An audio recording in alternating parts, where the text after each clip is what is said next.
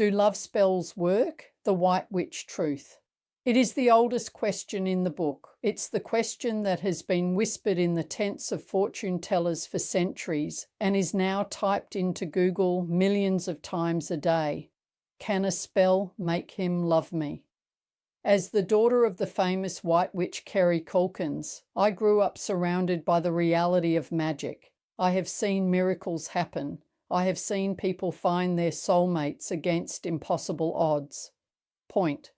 So the answer is yes. Love spells do work. Energy creates reality. But here is the truth that most internet psychics won't tell you. There is a massive difference between attracting love and forcing love.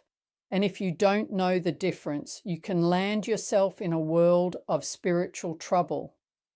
The danger of binding, black magic. When you try to cast a spell on a specific person, let's call him John, to make him obsessed with you, you are entering the territory of domination. You are trying to override his free will. In my family, we teach that this is dangerous for two reasons. The zombie effect. Even if it works, you haven't won his heart, you've hijacked his mind. The person often becomes jealous, possessive, or volatile because their soul knows it is being trapped. It isn't a fairy tale romance, it's a nightmare. The boomerang.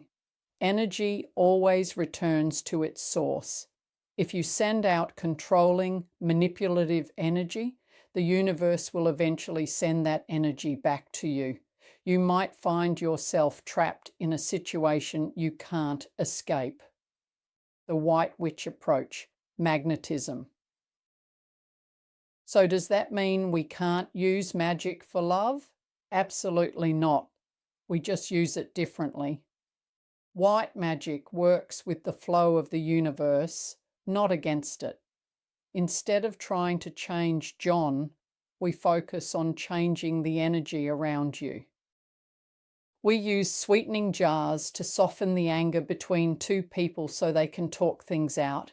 We use road opener rituals to clear the obstacles preventing you from meeting a partner. We use glamour magic to boost your aura so that you become irresistible to the right people. The goal isn't to force a specific outcome. It is to create the conditions where true love can bloom naturally. A true story from the files. I recall a client, let's call her Lisa, who came to me desperate to get her ex-boyfriend back. He had moved on, but she was convinced a love-binding spell was the answer. Point. I refused to do the binding. Instead, I suggested a self-love and attraction ritual. We focused on healing Lisa's heart, clearing her desperation, which repels men, and raising her vibration to attract the partner who was her true spiritual match. Within 3 months, Lisa didn't just meet someone. She met a man who treated her like a queen, far better than the ex ever did. And the funny thing? The ex eventually called her, sensing her new confidence, but by then she didn't even want him. That is the power of white magic. It gives you what you need, which is often better than what you thought you wanted. Is it meant to be? Sometimes no amount of magic will bring a person back. Why? Because your souls have finished their contract. Trying to hold on is like trying to hold back the tide. If you are stuck in a cycle of longing, or if you are unsure if a specific person is your destiny or just a distraction, you don't need a spell, you need clarity. Point. In a private reading, I can look at the spiritual contracts between you and your person of interest. We can see if the door is still open or if the universe has someone better waiting in the wings for 2026.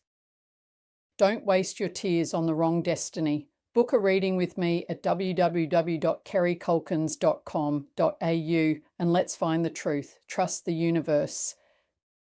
Darlings, you are a prize. You should never have to force anyone to see your value. Light your candles, set your intentions, and trust that the love meant for you will never pass you by. Love and light, Sarah Kulkens team.